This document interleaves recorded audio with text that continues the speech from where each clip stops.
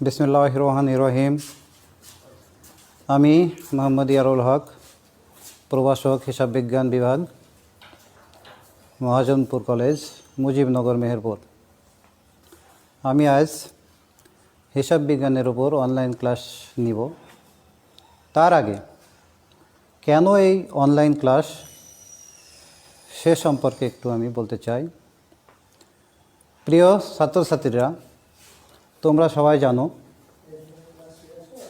গত 17 মার্চ থেকে অদ্যাবধি পর্যন্ত COVID-19 that means corona virus, এতে আমরা আক্রান্ত। বাংলাদেশ তথা সমগ্র বিশ্বব্যাপী আজ আমরা করোনা জ্বরে আক্রান্ত। এর ফলে সমস্ত ক্ষেত্র তথা শিক্ষা ব্যবস্থাপনা আজ একটা নেতিবাচক প্রভাব পড়েছে। আর এই নেতিবাচক প্রভাব থেকে উতরানোর জন্য আমাদের বর্তমান প্রধানমন্ত্রী তথা শিক্ষা মন্ত্রণালয়ের মাননীয় শিক্ষামন্ত্রী সহ সংশ্লিষ্ট কর্মকর্তারা এই নেতিবাচক প্রভাব থেকে উতরানোর জন্য একটা ব্যবস্থা করেছেন, অনলাইন ক্লাস নেওয়ার একটা ব্যবস্থা করছেন। এই জন্য সবাইকে আমার ধন্যবাদ। সাথে সাথে আরও ধন্যবাদ জানাচ্ছি আমাদের অধ্যক্ষ মহোদয়কে, যিনি এই অনলাইন ক্লাস নেয়ার সমস্ত ব্যবস্থাপনা তিনি করেছেন, সুন্দরভাবে করেছেন। এই জন্য তিনাকে আন্তরিকভাবে ধন্যবাদ। সাথে সাথে সংশ্লিষ্ট সবাইকে আমার ধন্যবাদ। সবাইকে আমি আবার জানাই আমার সালাম, আসসালামু আলাইকুম। প্রিয় শিক্ষার্থীরা, তাহলে আমি আজ হিসাব বিজ্ঞান ক্লাস নিচ্ছি। তো প্রথমেই আমাকে বলতে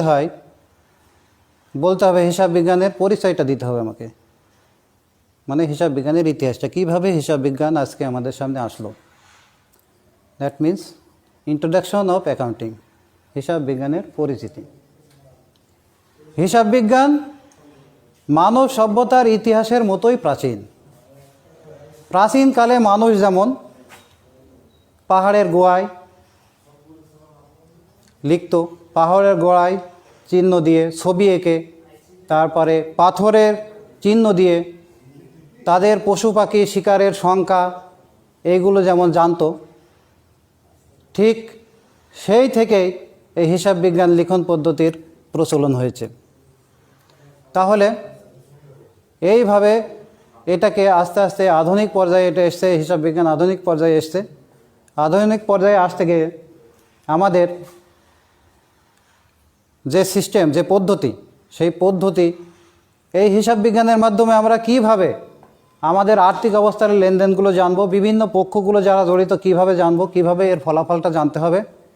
সেই জন্য 1494 খ্রিস্টাব্দে হিসাব বিজ্ঞানের জনক, তিনি ইতালীয় নাগরিক, একজন ধর্মযাজক, সেই সাথে গণিত শাস্ত্রবিদ। তিনার গ্রন্থে দ্যাট মিন্স তিনার নামটি হচ্ছে লুকা প্যাসিওলি। তিনাকে হিসাব বিজ্ঞানের জনক বলা হয়। তিনি তিনার গ্রন্থে তিনার সুম্মা ডি অ্যারাথমেটিকা, জিওমেট্রিকা, প্রপোর্শনালিটা গ্রন্থে দ্বৈতরফা দাখিলা পদ্ধতিটা তিনি সেই সময়ে তিনি দিয়েছেন। তো আমাদের এই আধুনিক যুগে হিসাবের অনেক মডার্নাইজ হয়েছে, কিন্তু তিনার এই মূল পদ্ধতিটা, মূল তন্ত্রটা কিন্তু আমরা এখনও ফেলতে পারিনি। যাক হলো, হিসাব বিজ্ঞান আস্তে আস্তে কীভাবে আমাদের এই সমাজে আসলো সেইটা সম্পর্কে আমি বিস্তারিত এখানে বললাম। সাথে সাথে আমাদের হিসাব বিজ্ঞান সম্পর্কে একটু ধারণাও নিতে হবে, that means concept of accounting. তো হিসাব বিজ্ঞানের ধারণাটা কি? হিসাব বিজ্ঞান আসলে হিসাব বিজ্ঞান দুটি শব্দের সমন্বয়ে গঠিত, একটা হচ্ছে হিসাব আর একটা হচ্ছে বিজ্ঞান। তো হিসাব অর্থ কি? গণনা করা, কোনো সংখ্যা লিখে রাখা। আর বিজ্ঞানটা কি? বিজ্ঞানটা হচ্ছে বিশেষ জ্ঞান, যা বিচার বিশ্লেষণপূর্বক মানে দক্ষভাবে এটা পরিচালিত হয়। তা এই হিসাব বিজ্ঞান তাহলে আমাদের আধুনিক অর্থে দাঁড়ালো কি? হিসাব বিজ্ঞান অর্থ হলো কি? বিশেষ জ্ঞান। বিশেষ জ্ঞান তা হিসাব বিজ্ঞান, তা আসলে এই হিসাব বিজ্ঞান থেকে আমরা কী পাবো? আসলে হিসাব বিজ্ঞান কঠিন কিছু জিনিস না। আমরা মনে করি অনেক সময়, বা তোমরা মনে করো যে হিসাব বিজ্ঞান কী একটা জিনিস, আসলে তেমন কিছুই না। আমাদের চলার পথে আমরা হিসাব বিজ্ঞানের মধ্যেই থাকি। কিভাবে থাকি? মানে আমরা সব সময় হিসাবের মধ্যেই থাকি এইভাবে যে আমরা বিভিন্ন সময় আমরা লেনদেন করি, বিভিন্ন জনের সাথে চলাফেরা করি। তাহলে তার জন্য আমাদের কি দরকার? দুটি পক্ষ দরকার। তা সেই পক্ষ আমরা কিভাবে পাবো? তাহলে এখানে আসছে কি হিসাব বিজ্ঞান। তা আমরা এই তত্ত্বের ভিত্তিতে আমরা চলে যাচ্ছি কিভাবে আমাদের জীবনের সাথে জড়িত। আমরা যে আর্থিক লেনদেনগুলো করি তার জন্য আমাদের কিন্তু দুইটা পক্ষ আছে। তারপরে এই আর্থিক লেনদেনের সাথে জড়িত পক্ষগুলো আমরা অনেক সময় জানতে চাই। তারপর এর ফলাফলটা কি, এর ফলে কি হলো, আমরা একটা সিদ্ধান্তে আসতে চাই। এইভাবে হিসাব বিজ্ঞানটা কিন্তু আস্তে আস্তে আমাদের জীবনের সাথে জড়িত। তাই আমরা হিসাব বিজ্ঞানের সাথে আরেকটা জিনিস জড়িত, সেটা হচ্ছে লেনদেন। ওই যে বললাম, আমরা সব সময় আমাদের জীবনের সাথে হিসাব বিজ্ঞান নিয়েই থাকি। তো লেনদেনটা কি? লেনদেন হতে হলে কিছু বৈশিষ্ট্য থাকতে হয়। যেমন আমি সংক্ষেপে বলছি, সেটা হচ্ছে যে লেনদেন হতে হলে দুইটা পক্ষ থাকতে হবে। দুইটা পক্ষ অবশ্যই থাকতে হবে। নির্দিষ্ট একটা সময়ে সেটা সংগঠিত হবে, পাশাপাশি অর্থের মাপকাঠিতে এটা পরিমাপযোগ্য হতে হবে। এই লেনদেনের মধ্যে আমরা দুইটি পক্ষ পাব। তাহলে আমাদের এসে যায়, এই লেনদেনকে যদি আমরা এখন বিস্তারিতভাবে লিপিবদ্ধ করতে চাই, তাহলে আমাদের আস্তে আস্তে ওখানে আসতে হবে। সেখানে কি যে আমাদের জাবেদার ভিতরে আসতে হবে। তো মূল মন্ত্র হচ্ছে যে আমি বিষয়টা হিসাব বিজ্ঞানের পরিস্থিতিটা দিলাম, ধারণাটা দিলাম কিভাবে আসলো, লেনদেনটা বললাম। এবার আমি আসবো মূল যে জিনিসটা হচ্ছে আমাদের হিসাব বিজ্ঞান তো থিওরিক্যালের পাশাপাশি আমাদের এখানে গাণিতিক কিছু প্রবলেম রয়েছে। তাই আমি এখানে প্রথমেই এই থিওরিক্যাল আলোচনার সাথে সাথে আমি গাণিতিক একটু প্রবলেমে আসতে চাই, যেহেতু আমাদের এখানে সময়ের একটা ব্যাপার আছে। তাই প্রিয় ছাত্রছাত্রীরা, তোমরা খাতা কলম নিয়ে বসো। আমি এবার টু দি পয়েন্টে যাচ্ছি, যেটা হচ্ছে যে জাবেদা। তো তোমরা লেখো জাবেদা। এটাই তো নাই।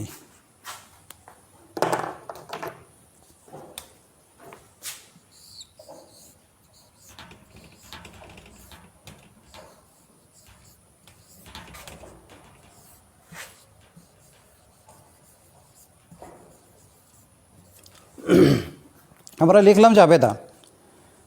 এই জাবেদার মধ্য দিয়ে আমরা গাণিতিক সমস্যার সমাধানে যেতে পারবো। আমাদের প্রাথমিক যে গাণিতিক সমস্যা সেটা হচ্ছে জার্নাল। আমি জার্নাল সম্পর্কে একটু বলছি। জাবেদার ইংরেজি শব্দ হচ্ছে জার্নাল। ফরাসি শব্দ জার থেকে এই জার্নালের উৎপত্তি। জার শব্দের অর্থ হচ্ছে দিন বা দিবস। এটাকে আমরা দৈনিক হিসাবের বইয়ে বলে থাকি, প্রাথমিক হিসাবের বইয়ে বলে থাকি। তো আমি জাবেদা সম্পর্কে একটু বলছি। জাবেদাটা আসলে কী জিনিস? ওই যে প্রথমেই বলছি যে হিসাব বিজ্ঞান আমাদের চলার সাথেই রয়েছে। তাই এই জাবেদাটা হচ্ছে কোনো লেনদেন সংগঠিত হওয়ার সাথে সাথে সর্বপ্রথম দুই তরফা দাখিলা পদ্ধতি ডেবিট ক্রেডিট অনুযায়ী তারিখের ক্রম অনুযায়ী যে বইতে সর্বপ্রথম লেখা হয়, ব্যাখ্যা সহ যে বইতে সর্বপ্রথম লেখা হয়, সেটা হচ্ছে জাবেদা। তাহলে এই জাবেদা সম্পর্কে আমরা কি বুঝলাম? কোনো লেনদেন, কোনো ঘটনা ঘটার সাথে সাথেই দুই তরফা দাখিলা পদ্ধতি মোতাবেক ডেবিট ক্রেডিট নির্ণয় পূর্বক তারিখের ক্রম অনুসারে ব্যাখ্যা সহ যে বইতে আমরা সর্বপ্রথম লিখি সেইটাই জাবেদা বই। দ্যাট মিন্স কোনো লেনদেন ঘটলেই সর্বপ্রথম আমরা এই বইতে লিখি। তাহলে তার মধ্যে কি থাকবে? ব্যাখ্যা থাকবে, দুটি পক্ষ উল্লেখ থাকবে, ডেবিট ক্রেডিট সমন্বয়ে তারিখ অনুযায়ী আমরা সর্বপ্রথম লিখি। এখন আমাদের এই জাবেদাটাকে, লেনদেনটাকে লিপিবদ্ধ করতে হলে তাহলে আমাদেরকে অবশ্যই জানতে হবে এই প্রত্যেকটা লেনদেনেরই কিন্তু আমরা যে লেনদেনগুলো সংগঠিত হচ্ছে, আমরা যে আদান প্রদানগুলো করছি, এটার পিছনে কমপক্ষে প্রত্যেকটা লেনদেনে কিন্তু আমাদের দুইটি পক্ষ আছে। সেই দুইটি পক্ষের একটা ডেবিট, একটা হচ্ছে না কারণে একটা ডেবিট,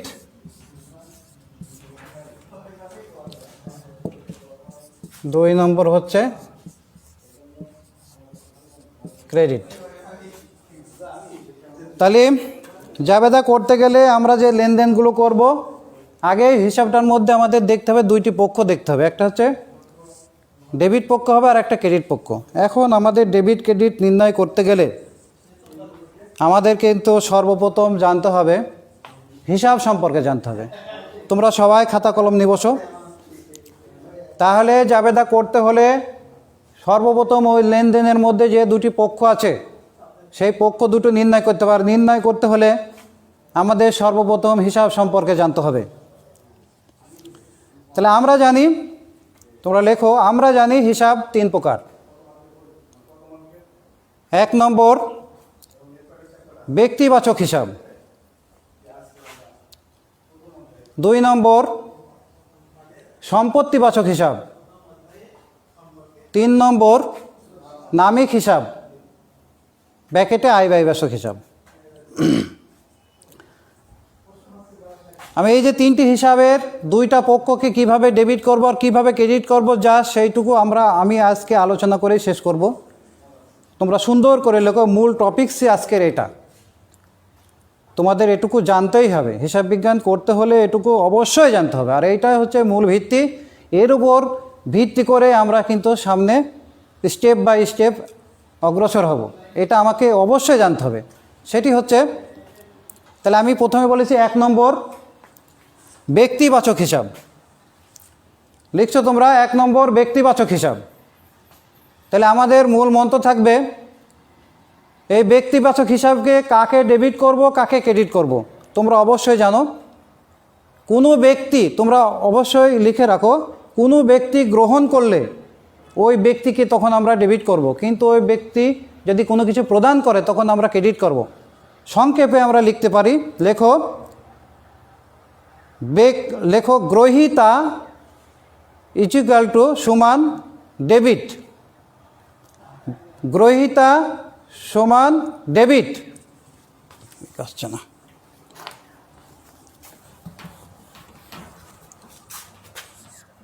এই কালই তো নেই, কালে নেই যে।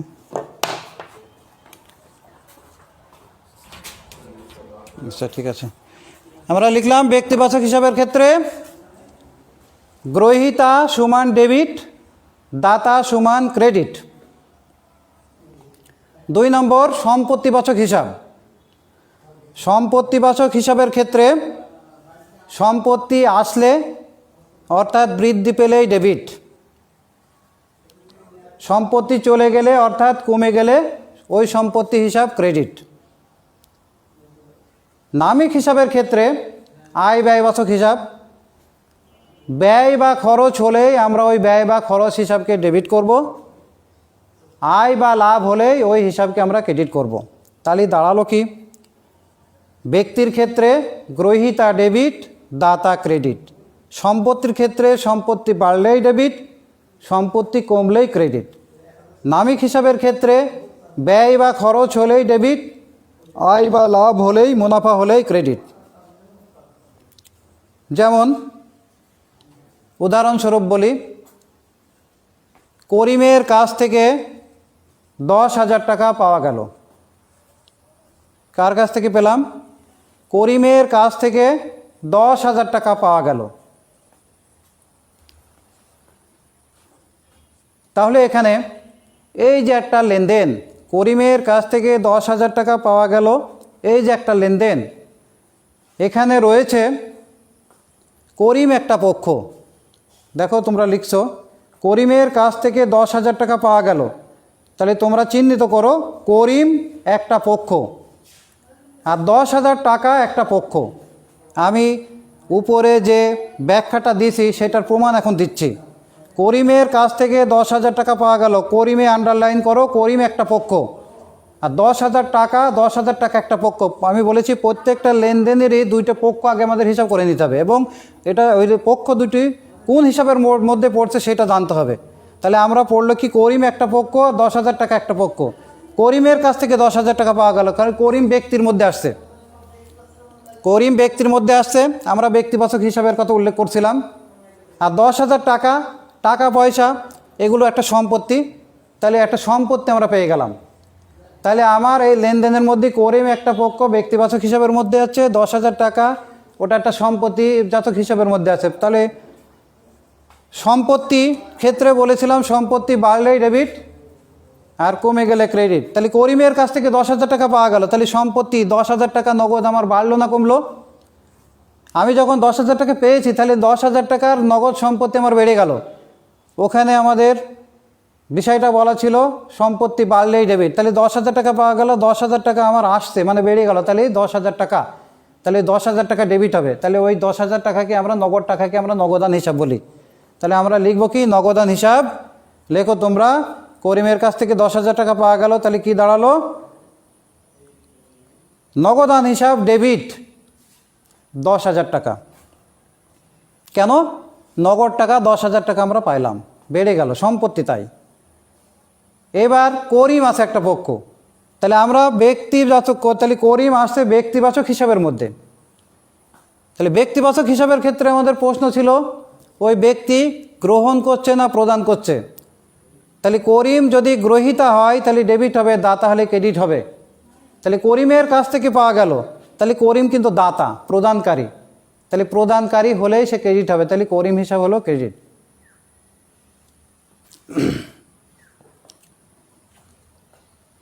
তাহলে আমরা কি করলাম? করিমের নিকট থেকে 10,000 টাকা পাওয়া গেল। আমি একটা লেনদেন বলে এটা শেষ করছি যে তোমাদের কিভাবে লেনদেনগুলোকে দুটো পক্ষ নির্বাচন করে তার একটাকে ডেবিট করব, তার একটাকে ক্রেডিট করব, এটা খুবই গুরুত্বপূর্ণ জিনিস। তা আমাদেরকে আমি ব্যাখ্যা দিচ্ছি যে আমি হিসাবগুলো ব্যাখ্যা করলাম। তো একটার ক্ষেত্রেই বলছি যে করিমের নিকট থেকে 10,000 টাকা পাওয়া গেল, এই লেনদেনটাকে দুটি পক্ষ আমরা চিহ্নিত করে কিভাবে একটাকে ডেবিট করব আর কিভাবে একটাকে ক্রেডিট করব প্রমাণ সহ আমরা বলছি, এটা খুবই ইজিলি আমরা বুঝতে পারবো। তাহলে কি করলাম? আমি আরেকবার এটার ব্যাখ্যা সহ করে শেষ করছি। সেটা হচ্ছে কি করিমের নিকট থেকে 10,000 টাকা পাওয়া গেল, করিম একজন ব্যক্তি আর 10,000 টাকা নগদ টাকা পয়সা ওটা সম্পত্তি। তাহলে কি দাঁড়ালো?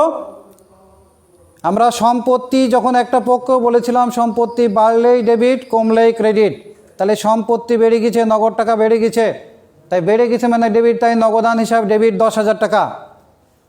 আর করিম একজন ব্যক্তি ব্যক্তিবাচক হিসাবের ক্ষেত্রে আমাদের বলা ছিল ব্যক্তি গ্রহীতা হলে গ্রহণ করলেই ডেবিট প্রদান করলেই ক্রেডিট। করিমের নিকট থেকে পাওয়া গেল, তাহলে করিম দাতা প্রদানকারী, তাই করিম হিসাব ক্রেডিট। তাহলে কি দাঁড়ালো? করিমের নিকট থেকে 10,000 টাকা পাওয়া গেল, নগদান হিসাব ডেবিট 10,000 টাকা, তার নিচে আমরা লিখব করিম হিসাব ক্রেডিট 10,000 টাকা। প্রিয় শিক্ষার্থীরা, আমরা এই মহাসংকটের মধ্যে অনলাইন ক্লাসের মাধ্যমে তোমাদেরকে কিছুটা আমরা শিক্ষা ব্যবস্থাপনায় শিক্ষার মধ্যে ফিরিয়ে আনতে পারবো আশা করছি। আমার সামনের ক্লাস এই জাবেদা নিয়েই বিস্তারিত আলোচনা হবে, এবং সেখানে আমি টু দি পয়েন্টে কীভাবে জাবেদাটাকে আমরা ডেবিট ক্রেডিট নির্ণয়পূর্বক করব, এই যে তিনটা হিসাবের কথা বললাম, এটা আমরা সুন্দর করে আরও আলোচনা করে প্রত্যেকটা লেনদেনের দুইটি পক্ষ বিবেচনা করে আমরা চিহ্নিত করে ব্যাখ্যা সহ কীভাবে সূত্র অবলম্বন করে যে এটা এই হিসাব, এই পক্ষটা এই জাতীয় হিসাব আর এই পক্ষটা এই জাতীয় হিসাব, তাহলে কোনটা ডেবিট হওয়া উচিত কোনটা ক্রেডিট হওয়া উচিত সেইটা আমরা প্রমাণ সহই আগামী ক্লাসে আমরা মানে আমি তোমাদের সামনে আরও বিস্তারিতভাবে আলোচনা করব। এই বলে আজকের মতো আমি আমার ক্লাস শেষ করছি। খুদা হাফেজ, সকলকে ধন্যবাদ।